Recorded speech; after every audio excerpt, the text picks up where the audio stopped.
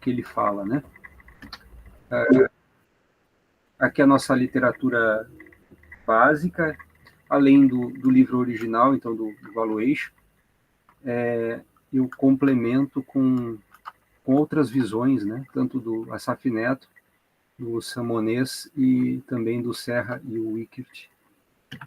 Poderia ter acrescentado mais literaturas, né? Aqui alguns sites de dados de valuation, né? O Economática, pena que é pago. A gente tinha licença até bem pouco tempo atrás aqui na UFSM, até o ano passado. Aí por conta do corte orçamentário não temos mais, tá? Mas o site do Damodaran é free, né? Vocês conseguem acessar. O IB Botson também é interessante. Bloomberg, Global Rates, tá? Aqui do Instituto Asaf Neto, que é do professor lá da USP. O investing.com, né? E para quem gosta de dados externos, eu também gosto muito do Finviz. Tá? Opa! Deixa eu ver se eu escrevo com a caneta. Finviz. Fim de finanças, né? Finance, e Viz de Visualization. Bom, então, fundamentos da taxa de desconto, a taxa livre de risco, tá? Já comentei na aula passada que um ingrediente típico, né, de uma avaliação de fluxo de caixa de desconto é a questão da taxa de desconto, né? E a gente tem que cuidar para não cometer erros de estimar a taxa de desconto ou incompatibilidade da taxa de desconto, né, do fluxo de caixa e a taxa de desconto. Então, se for o meu fluxo de caixa da empresa, utilizar o WACC. Se for o fluxo de caixa do acionista, o capital, o custo de capital, tá? Equity.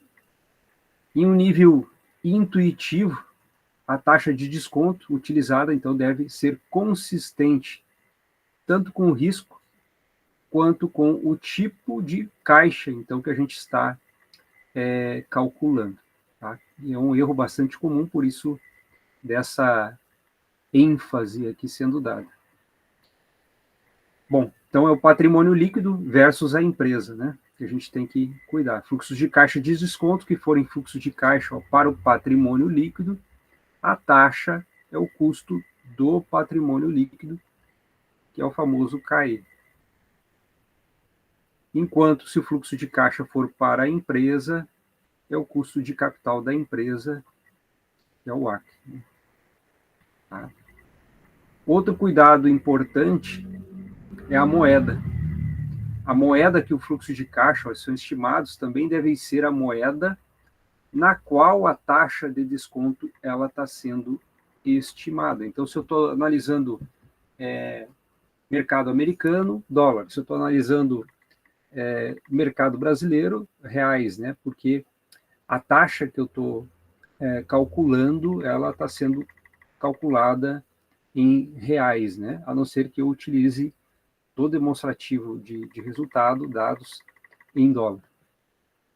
Outra informação importante para alimentar os dados corretamente, né, na minha planilha de cálculo, é qual é a taxa que eu vou usar, se ela é o nominal ou é real, né?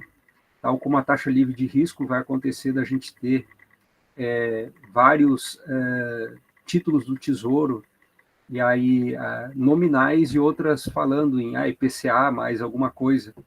Então, eu tenho que ter esse cuidado.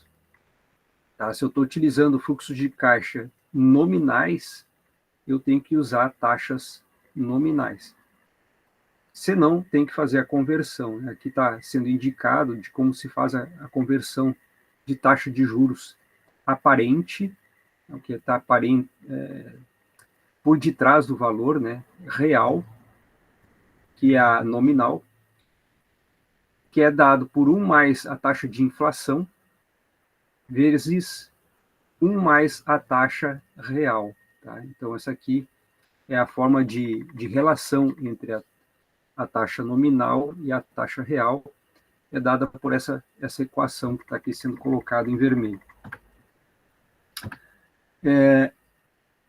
Outra questão importante, né, o custo do capital próprio, que é o CAI, ele, intuitivamente, a gente tem que saber que ele vai ser maior para investimentos mais arriscados e menor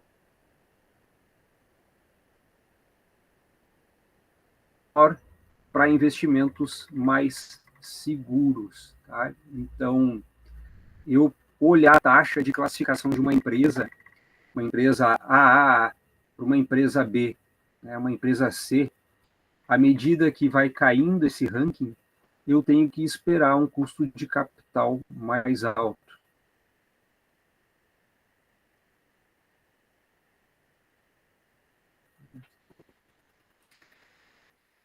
E embora o risco seja geralmente definido, então, em termos de variação de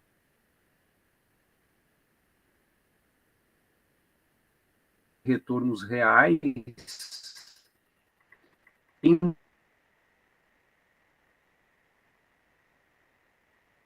torno de um retorno esperado, né, os modelos de risco em finanças assumem que o risco deve recompensar, né,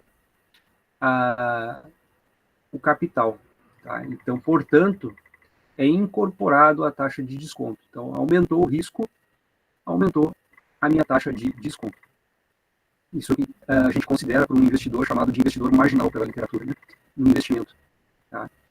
Então, a maioria dos modelos de risco em finanças também vão assumir que o investidor marginal é bem diversificado.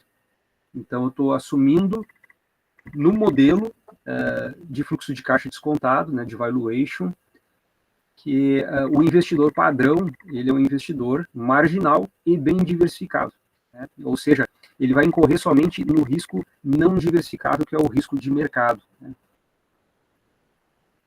Bom, algumas formas de precificação que a gente pode utilizar para fazer o custo do capital próprio, o equity. O mais usual é o CAPM, Capital Asset Price Model, que vai ser o que a gente vai adotar como padrão ao longo de nossas aulas, né?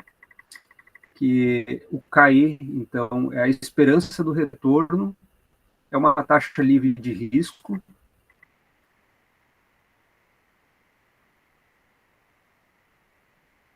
mais um beta que multiplica que o retorno de mercado menos a taxa livre de risco. Isso aqui é chamado de prêmio de risco de mercado, né? Como aqui está sendo colocado, né?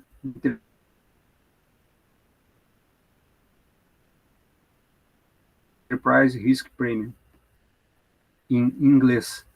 Outro modelo bastante comum que vocês vão achar na literatura, porém menos utilizado pelo mercado profissional, é o Asset Price Model, esse APM, em que a gente passa a ter vários betas multiplicados por um fator. Tá? Que fator é esse? Eu posso usar liquidez, posso usar turnover, tá? Posso usar o que eu quiser na minha precificação do modelo. Esse terceiro, sendo indicado aqui como multifatorial, ele é igual em termos matemáticos à representação ao Asset Price Model. No entanto, eu acabo limitando as minhas variáveis a variáveis de risco macroeconômico, tá? Como taxa de desemprego, a questão de inflação, de câmbio, e vira também um modelo múltiplo. Tá? Ou posso usar proxies, como eu vou mostrar alguns exemplos para vocês, né, com coeficientes de regressão. Um exemplo de uma proxy de mercado, o SP500, tá? Aqui o Ibovespa, né, como proxies. Bom,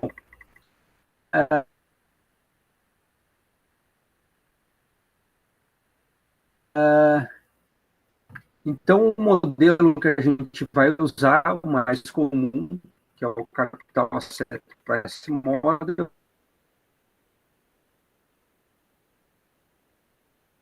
que é um modelo que tem suas limitações, né, por ser o mais utilizado. Ele recebeu o prêmio Nobel, né, Sharpe e Lintner, né, receberam o prêmio Nobel por desenvolverem esse modelo. Inclusive, tem fundos de investimento, né, associados ao Sharpe.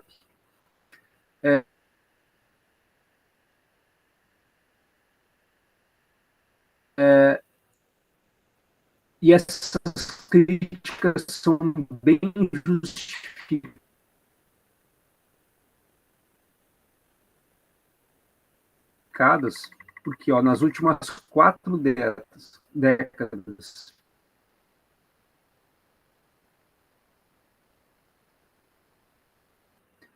por fazer suposições irreais, né? Então, ele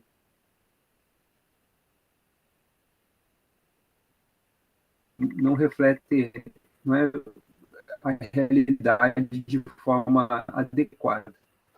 Por ter parâmetros difíceis de estimar e também por não funcionar bem, ele continua sendo o modelo mais utilizado na prática.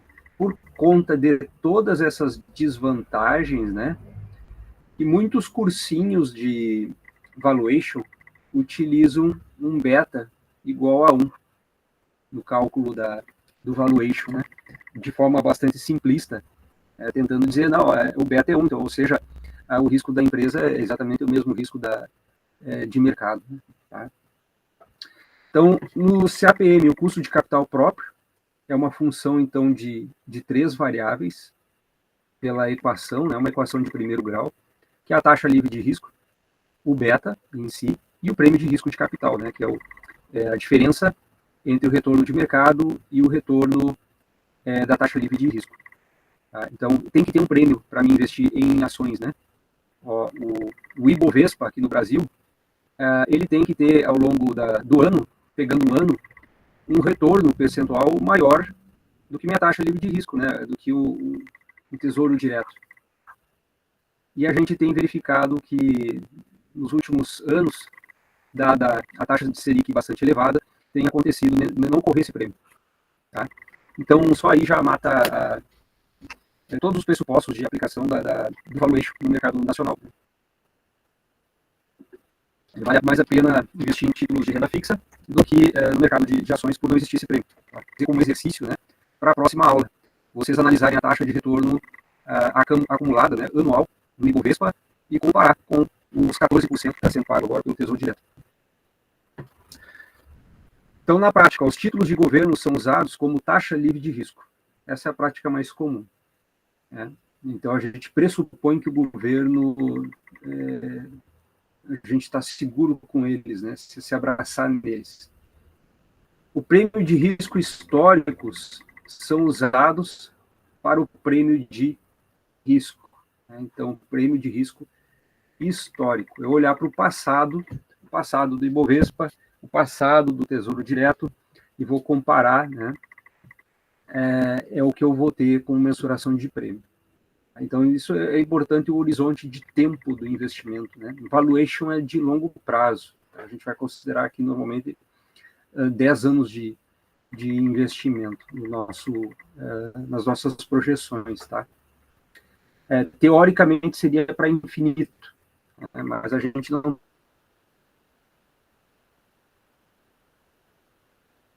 tem dados infinitos. Então, a gente acaba usando 10 anos. E os betas são estimados, então, regredindo os retornos em relação a retornos de mercado, né? Então, eu vou olhar para o passado, a história dos retornos de mercado, e vou estimar esse tal beta, né? Qual é o risco da empresa em relação ao mercado que eu estou olhando. Bom, então o primeiro termo, são 3 termos, né? A gente vai falar da taxa livre de risco, do beta, vamos ter uma aula só sobre beta, e também vamos falar aqui sobre o prêmio de risco de mercado, tá? Então, é um ativo livre de risco, o retorno real é igual ao retorno esperado.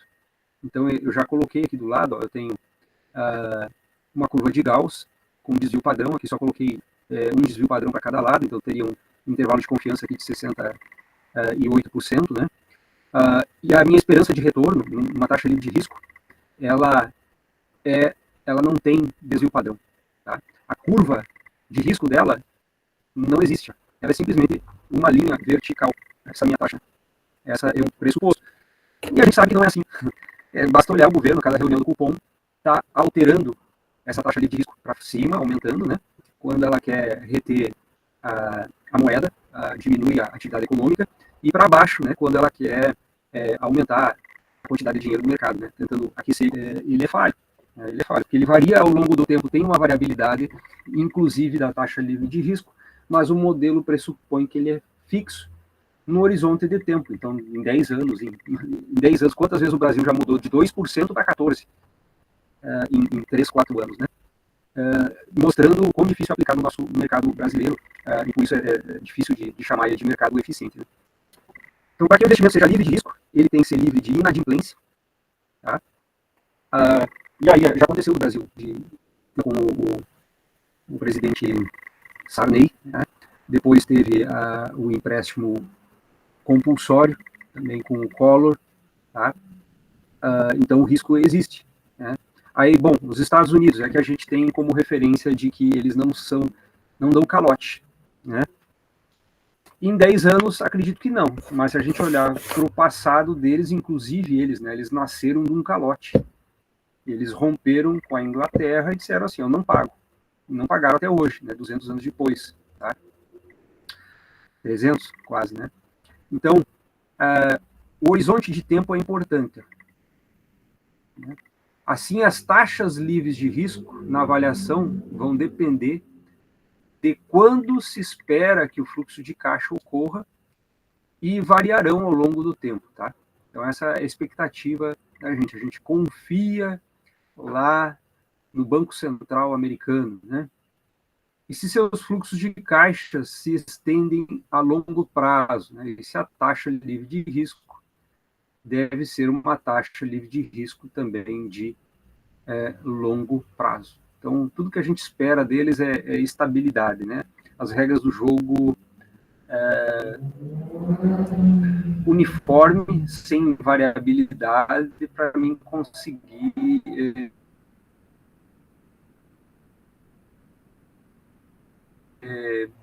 me posicionar no mercado. Mas nem todos os títulos são isentos de risco, como eu já mencionei aqui alguns exemplos, no caso do Brasil. E alguns governos enfrentam risco de inadimplência, e daí as taxas dos títulos, por eles, não estarão isentas de risco.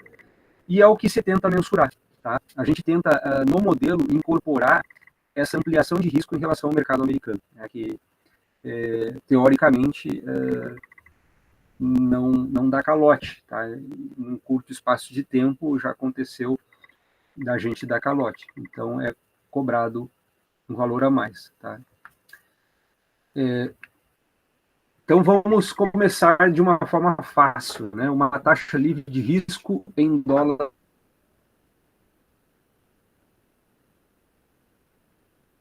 americanos. Opa, perdão. Tá? Então, se a gente está avaliando uma empresa em dólares americanos, que é uma moeda de fato, né? É uma moeda de fato. o real é chamado de pseudo-moeda, ou moeda exótica, né? E para ser uma moeda tem que ter três funções.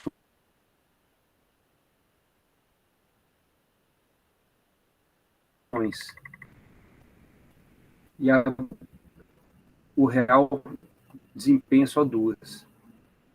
Uma delas é valor das coisas, né? Poder de valorar. Isso o mercado, o real, sabe dar, assim como o dólar. O poder de troca. Eu consigo trocar as coisas, tá? Com dólar, com real, consigo trocar mercadorias, né? Mas como reserva de valor, né? Como acúmulo de capital, como reserva. Eu querer enriquecer acumulando reais, eu estou ferrado, né? Eu não sei nem se vai ter reais daqui 20 anos, 30 anos. Né?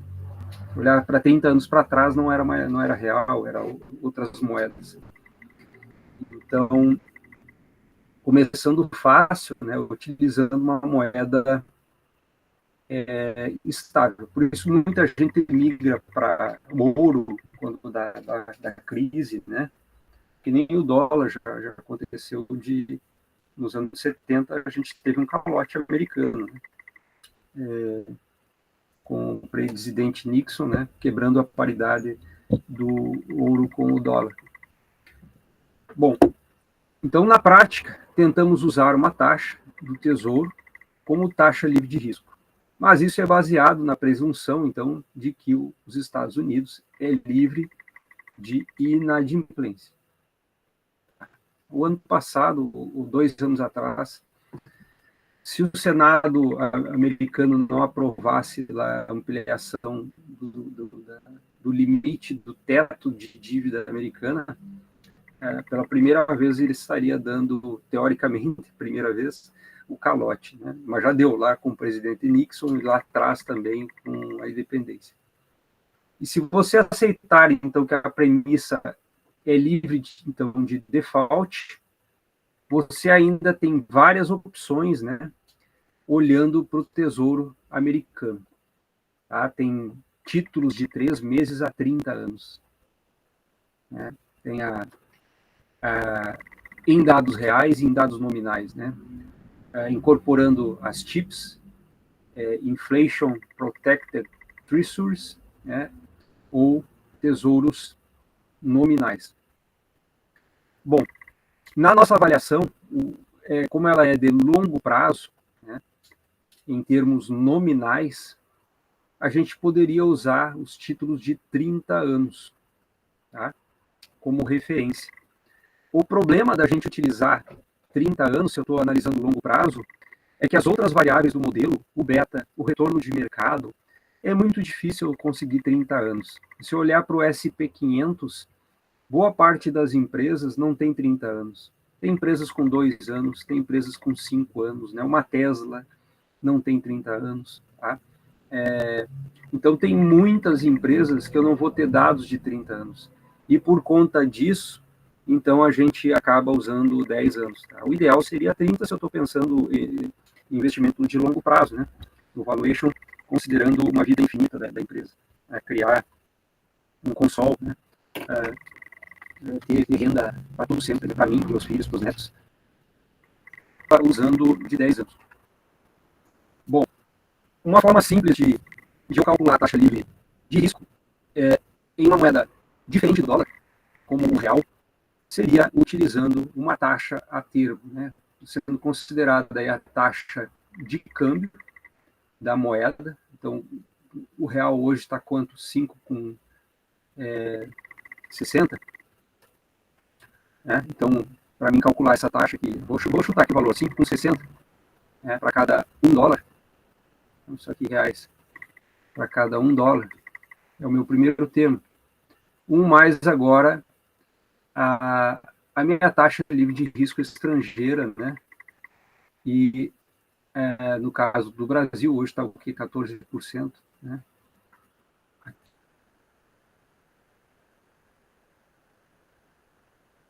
Aqui. Aí eu tenho que passar para valores, isso é 0,14. E aqui a minha taxa do mercado americano, né? Está em quanto? 3%, 3,7%. Se alguém puder olhar aí para mim e me dizer. E o meu tempo que eu estou tendo de horizonte, né? São 10 anos. Tá? Eu tenho a minha taxa livre de risco em moeda local, né? Utilizando essa forma de conversão. Tá? Bom, a taxa livre de risco, ela, quanto maior é o tempo, então uma de 30 anos ela teria que pagar mais do que uma de 10 e do que uma de curto prazo, de 3 anos, tá? de 3 meses. Sim. Vocês estão me ouvindo aí, gente? Estamos sim.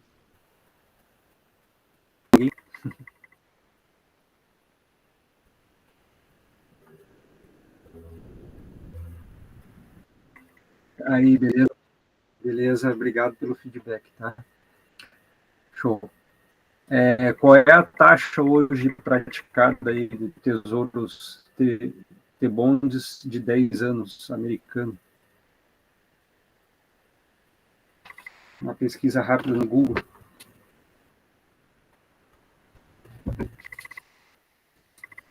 Essa é importante para nós, né? Acho que tá perto de 4, né? Eu achei 4,5 aqui no Google. 4,5. Seria. Ah, então, esse aí para nós é a famosa taxa livre de risco. Ó. E vocês vão usar nos seus modelos. Tá? Nos seus modelos.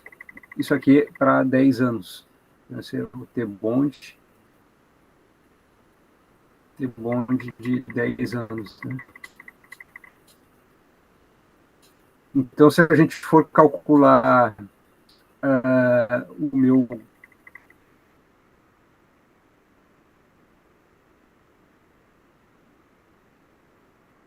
CAE, né? Pode falar.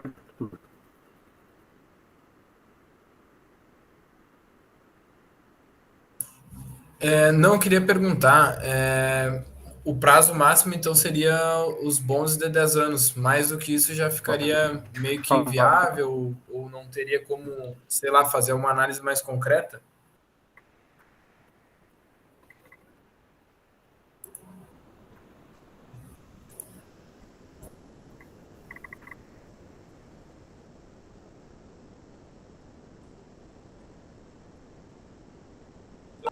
Aberto, por exemplo, a Tesla tem aqui uns 12 anos. Não sei, a lembro guardar que ela foi fundada. Peguei um exemplo da Tesla. Ela tem 10 anos, em 10 anos. E aí eu estou usando um RF de 30 anos. Não tem coerência, tá, nos dados. Então, se eu estou calculando a minha taxa livre de risco de 10 anos, ó, eu tenho um beta de 10 anos. Ok. Eu tenho uma análise do retorno de mercado de 10 anos. Eu vou olhar o Ibovespa, os últimos 10 anos. Tá? E aqui eu tenho de novo os últimos 10 anos. Então tem um consenso dos dados. Né? Agora, se eu usar 10 com 30, já tenho problema, né? Eu estou trabalhando com fluxo de caixa descontado. Aí eu pegar uma taxa, estou calculando lá o retorno mensal e aí uso uma taxa anual. Vai dar problema, os dados vão sair todos distorcidos. Tá? Então essa é a razão pela qual o mercado padroniza, mas não é a única, viu? Tem muita gente que utiliza as taxas de 5 anos, tá?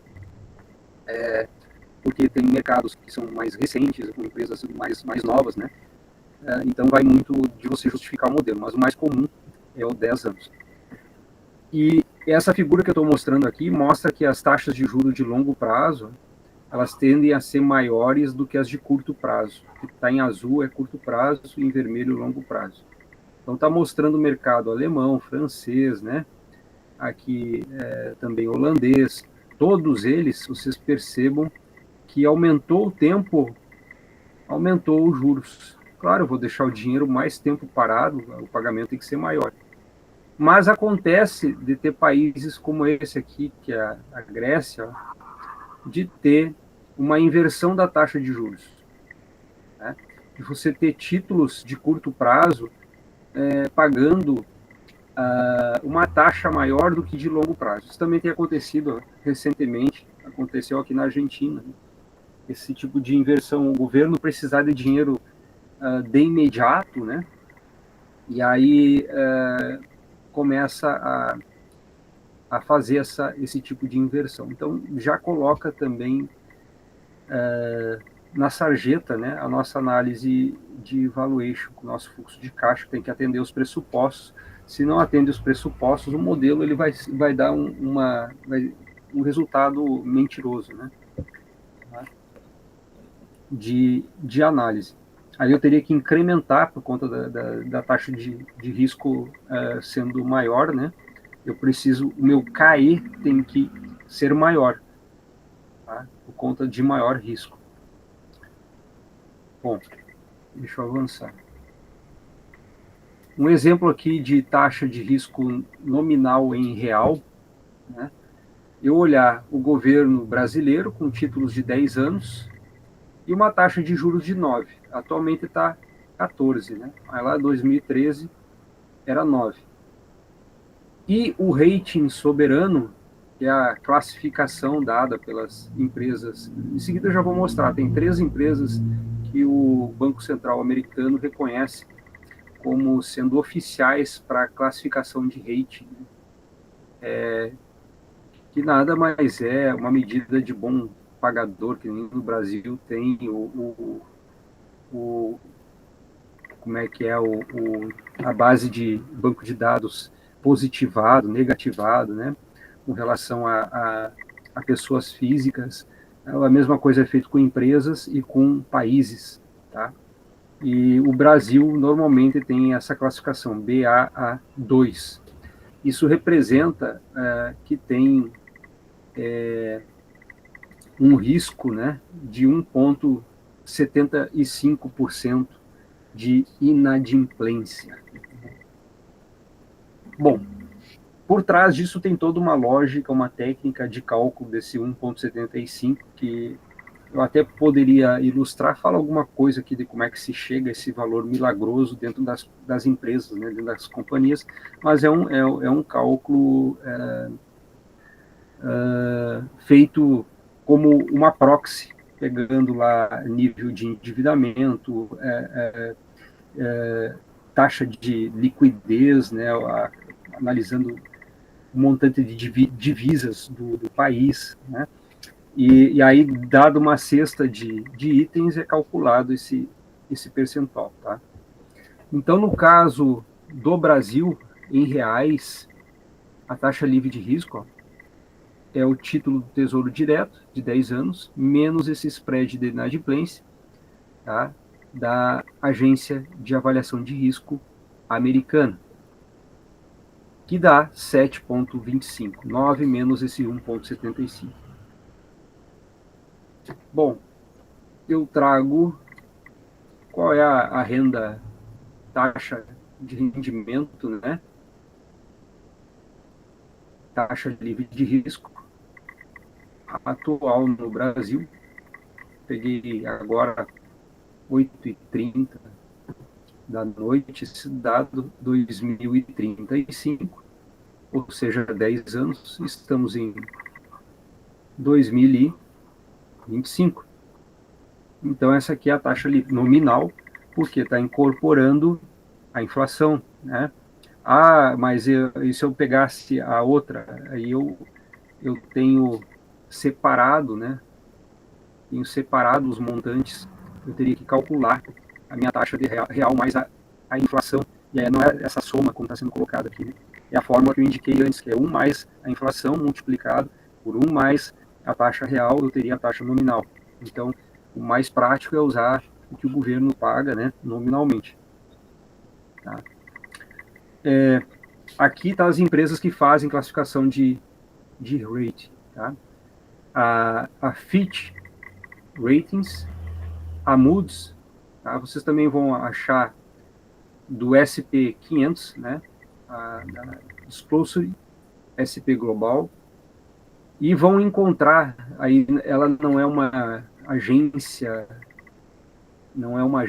de acreditada pelo Banco Central Americano, mas é o site do Damodaran que replica, né? Ele reproduz os dados da Fitch, da Moody's e também do SP500, tá?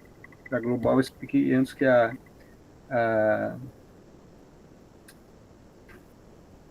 puxa, agora fugiu o nome, Dow Jones, né? Veio o nome. Até porque, se vocês tentarem acessar lá, vocês vão ver que muitas informações, elas não são livres, são pagas, né? A informação é paga. E aí, por isso que muita gente hoje faz raspagem de dados, né? Aprende programação para fazer raspagem de dados. Como exemplo, eu trago a Petrobras, ó, o rating indicado, BB-. Então, mostra que tem um incremento, né, no meu risco por conta de onde ela opera, né? Opera no mercado brasileiro. Comparado, essa outra tabela traz o comparativo de classificação da Moody's, do SP500, da Fitch, em que percebam diferente as classificações, né?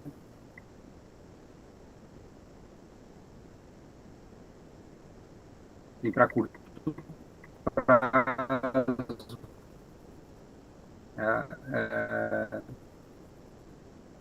para ações que não são de primeira categoria, né? Então, BAA2 não é primeira categoria. O Brasil não é considerado primeira categoria. E, portanto, nem todas as empresas do Brasil não são consideradas de primeira categoria no mercado financeiro global. Tá? Exemplo que eu coloquei ali da Gerdau, BBB-, né? Comparando com a Decima. Isso tudo são recortes, né, que eu fiz para ilustrar para vocês. Comparando com uma da Tesla, que é uma A1. Tá? Então, ela é uma A1 nas 3 agências, tanto na Moody's, quanto a SP, quanto a Fitch.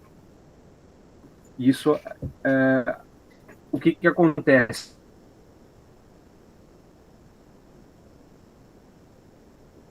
Se essa classificação ela cai, né?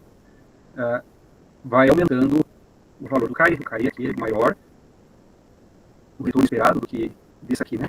Ou seja, para mim investir numa empresa brasileira, naturalmente eu preciso de um CAI maior do que uma da Tesla, por conta de mercado, né? Hora lá em cima, hora lá embaixo. Aí, como eu coloquei a taxa livre de risco ali, está pagando mais do que o mercado. Então, eu estou achando que eu estou ganhando e, na verdade, eu estou que nem um hamster correndo numa bola, num globo, né? Correndo no mesmo lugar, que nem um louco, e sem ganhar dinheiro, né? Bom, então, se traz 2 formas que eu posso calcular essa minha taxa ali. Então, os Bond Default Spread, né, de inadimplência dos títulos públicos, ou também os CDS, né, que são os swaps de inadimplência de crédito. E eu acabo chegando em valores muito próximos um do outro, né, utilizando uma metodologia ou a outra para chegar ao cálculo da taxa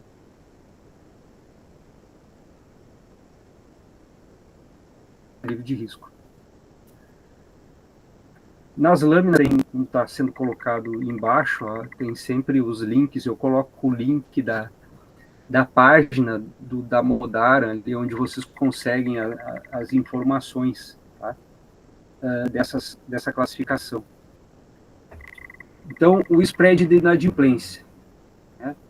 Eu posso usar 2 caminhos.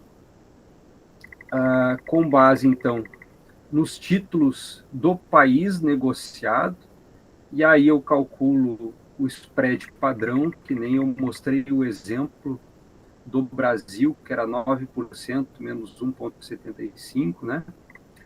Ou eu posso usar esse segundo caminho, comparando aqui o spread, né, de swaps, credit default swaps do Brasil menos o dos Estados Unidos, e eu vou chegar em um valor também muito parecido, conforme estava em azul, ou spread de default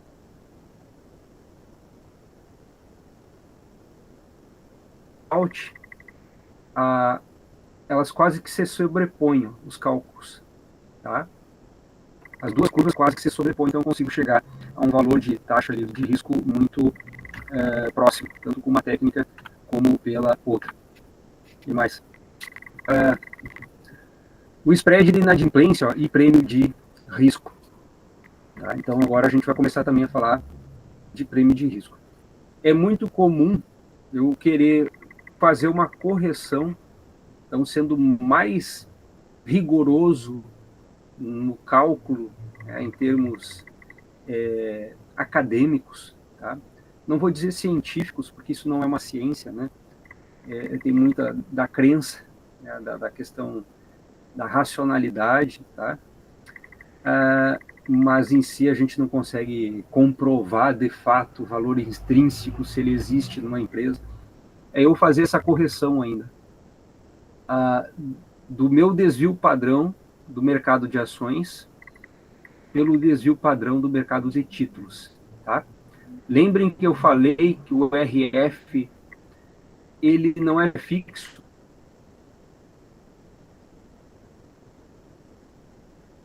Só no Brasil, nos últimos 5 anos, variou de 2% para 14%. Então, numa curva normal, né,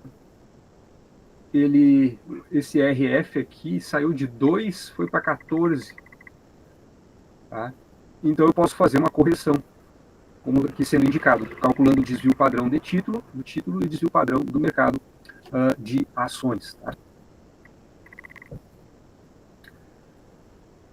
E além de incorporar, né, isso,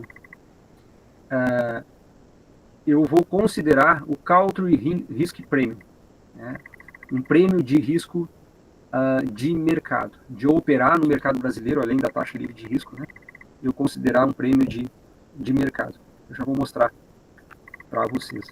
Ó, o legal é que toda essa calculeira a gente encontra os dados prontos, então você só tem que buscar no site, né? Tem que ir lá raspar os dados, pode colocar isso de forma automática no software, ou ir lá manualmente e coletar as informações, como está aqui o link para o site do Damodara, e aí para cada país, opa, aqui o meu indicador aqui está pensando, né?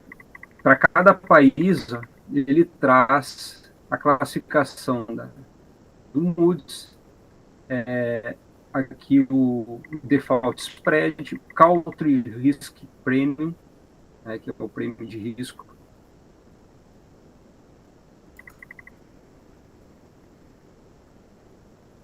Não fecha. Não fecha.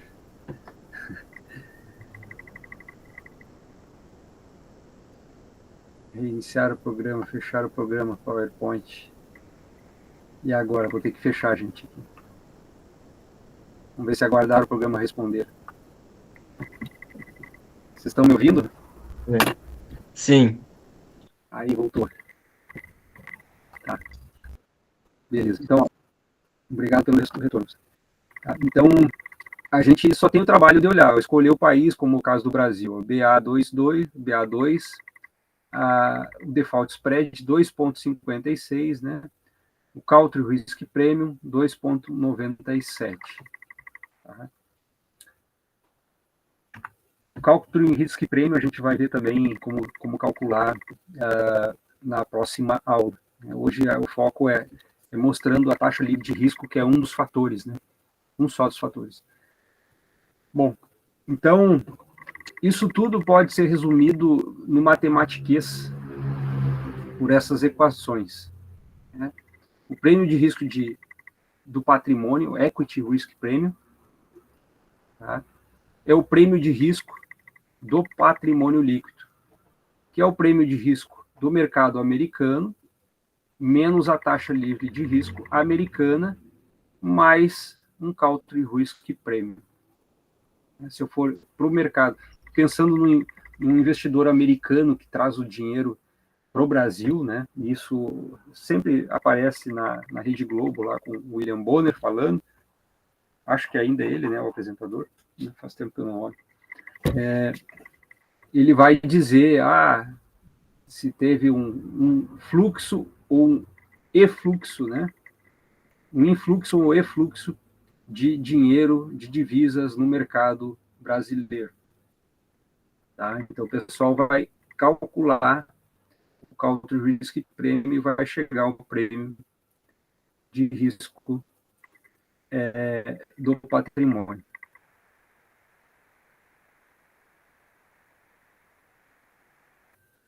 Esse prêmio de risco país, country risk premium, eu posso calcular de duas formas, como está aqui sendo colocado.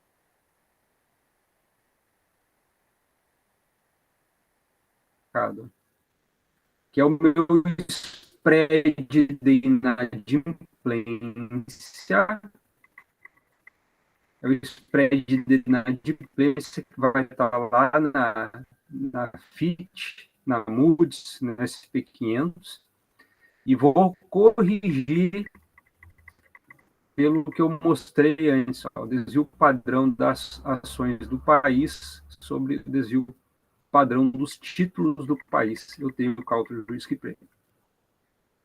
Ou eu posso também calcular considerando o mercado americano, e agora eu estou considerando o desvio padrão de ações do país em relação ao desvio padrão de ações do mercado americano. Então percebam que não é a mesma, não tem uma igualdade. Aqui era títulos do país, no caso o Brasil, país é Brasil. E aqui são ações do governo americano, né? Lá do governo, do mercado americano, ações do mercado americano. E eu vou chegar também num resultado muito próximo, tá? Lembrando, o que é o spread de inadimplência? São os bondes do país menos os bondes americanos, tá? Esse é o famoso spread de inadimplência. Então, pegar 14%, né, do Brasil menos os 4,70 que vocês falaram dos Estados Unidos, eu tenho o valor do spread de inadimplência, né? 14 menos 4,7, eu tenho, então, 9,3, né, aqui de spread de inadimplência. Tá? Se eu multiplicar esses 9,3 pelo desvio padrão do Ibovespa, tá? Isso tudo desvio padrão em 10 anos, né? E o desvio padrão dos títulos públicos, né? É o Tesouro Direto.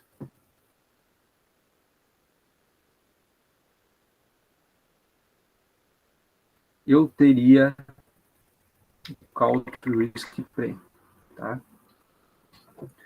Já o custo de capital próprio, é a equação do CAPM em dólares americanos, tá? Eu estou considerando o country risk premium, aí tem essa outra variante considerando um lambda, né, que é o nível de exposição ao risco de mercado. Aqui está resumido, mas como eu mencionei no início da aula, a gente vai ter mais uma aula só sobre beta, vai ter mais uma aula só sobre equity risk premium. Então a gente volta a falar sobre essas variáveis e detalhar cada forma, né, de montagem desta equação, tá? E aí eu posso também converter, eu posso fazer todos os meus cálculos em dólar e converter para reais, simplesmente utilizando a inflação como correção. Por isso esse ou. São vários caminhos que levam ao Senhor. né? Se eu usar qualquer um deles, teoricamente tem que dar o mesmo resultado. Tá? Em algumas lâminas lá para frente, alguns cálculos, eu até mostro, seguindo diferentes caminhos, que a gente chega no mesmo resultado, né? Se utilizar as premissas corretamente. Tá? E o prêmio de risco, né? Que é o prêmio de risco então americano, considerando em reais, né? Também utilizando a correção pelo desvio padrão. Tá? Bom, tem variantes de cálculo. Né? Variantes de cálculo. Essa lâmina aqui é exclusivamente da Modara. E aí eu trago outra. O que não avançou? Agora foi. Que é o modelo do Asaf Neto. O modelo do Asaf Neto, ele corrige pela inflação. Numa matemática bem simples. Ó. Soma, subtração. No modelo da Modara, essa correção de inflação, olha aqui como é que é. 1 mais I, então é bem mais preciso. Ó. 1 mais I, que é a inflação do Brasil, dividido por 1 mais a inflação americana. Então, aqui no Brasil,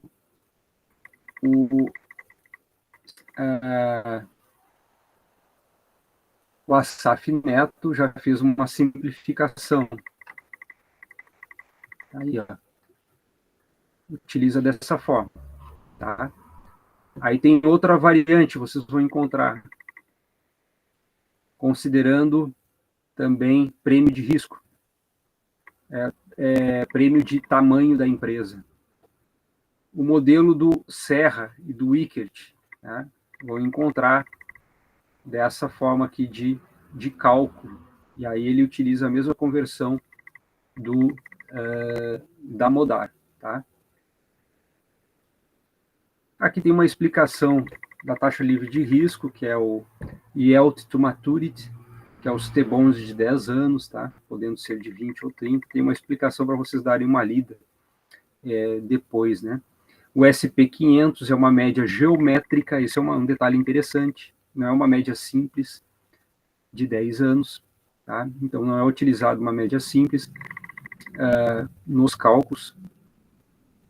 E o Yield to Maturity no Brasil seria as letras do Tesouro Nacional, tá? Ou NTNB, no caso do JP Morgan. Né? Isso aqui eu tenho um dado interessante, ó, que utiliza uma cesta de títulos do Brasil, que é chamado de MB+, né? Brasil Emerging Market Bond Index, MB+, que é como eles definem o cálculo do Yield to Maturity, que seria a taxa livre de risco do Brasil, tá? Para o JP Morgan. Bom, daqui para frente tem exemplos de cálculo. Já se adiantou a hora, passa rápido. Aqui tem um exemplo de cálculo, é um exemplo resolvido. Então, tem dados da taxa livre de risco, né? Tem o prêmio de risco, isso para vocês se divertirem depois para tentar reproduzir os cálculos e na escolha da sua empresa, né? Eu ia sugerir para a avaliação final da disciplina, cada um pegar uma empresa diferente, né, e a gente comparar depois os valores. Essas empresas diferentes seria melhor ainda se fossem do mesmo setor, tá? Porque assim a gente conseguiria calcular o que se chama de beta bottom-up, que a gente vai aprender na próxima aula. Então, considerando o modelo da Asaf Neto, o CAE daria 38,9. Né? Então, não tem dificuldade. É a taxa livre de risco que eu mostrei como mais o beta, mais a inflação, mais o cálculo de risco e prêmio, mais... Então, é soma e multiplicação. Não tem dificuldade matemática. O difícil é levantar os dados, tá? Levantar os dados corretos. Depois, montar a equação é muito fácil, né? É matemática do primeiro grau. O outro modelo, comparando, ó, são os mesmos dados, porém, a forma de cálculo, a metodologia do Serra e do Wickert, já dá uma diferença de valor do CAE. Ó. CAE deu 40,28, quando na anterior tinha dado outro valor. Eu estou acelerando por conta do horário, tá? Me perdoe. Daria mais uma aula, pelo menos, né? Um encontro de 2 horas para trabalhar cada uma das lâminas. Né? Tem prêmios de riscos alternativos, como eu havia colocado lá no início, né, que é utilizando proxies, a gente pode usar o valor do SP500, taxas de dividendo, taxa de crescimento do próprio SP500, e aí para calcular o prêmio de risco, como está sendo colocado, um prêmio de risco com base nos T-bonds, né, nos T-bills, então teria um beta 1, beta 2, aí sendo colocado de exemplo, tá? Lembrando que a nossa aula é um resumo daquele livrinho pequeno que está aqui atrás, de 1.100 páginas, né? Então, o spread de inadimplência alternativo, também utilizando uma proxy, com variação do PIB. Isso tudo são modelos que viram teses de doutorado, né? Gente que fica famosa no mercado financeiro e depois vira literatura para a gente estudar, para os CFA da vida, né? Aqui, como é que é feito o cálculo, né? Eles expõem sempre em base points. Então, 275 é 2,75, né, para títulos. Então, quando vocês vão encontrar esses dados, eles são em pontos base, né, não em pontos percentuais. Daí a gente tem que entender que 275 é 2,75%, tá?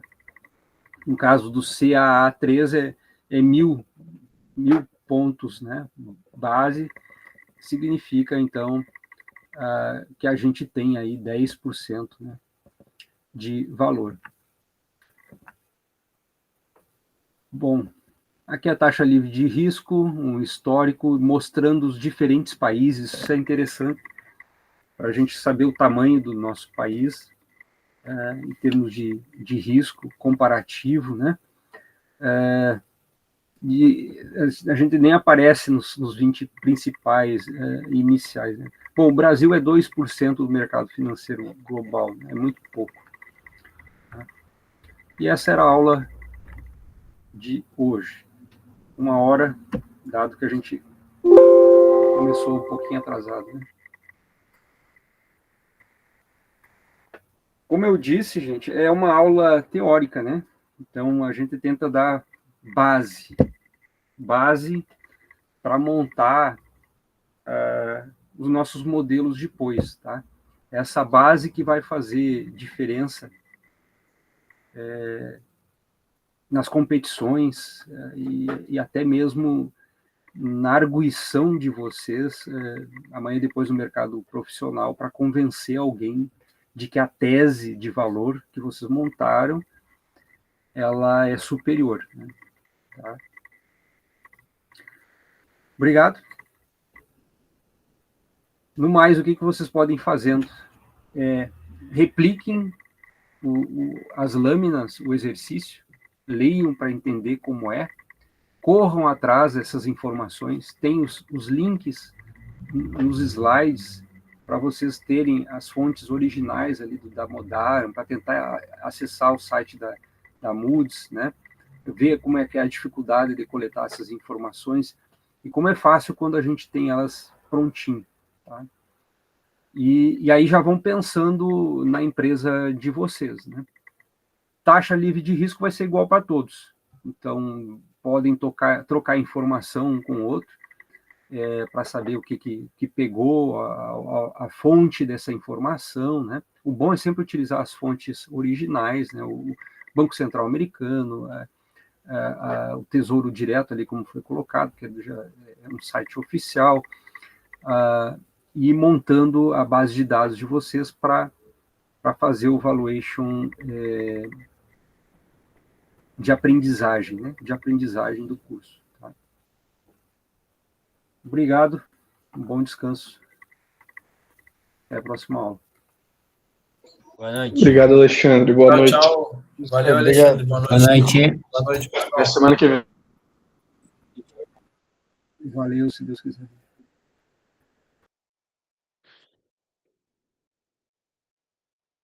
Feito.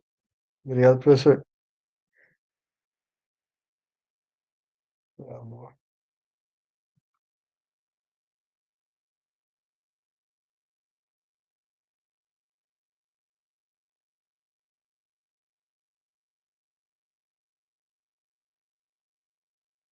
Travou.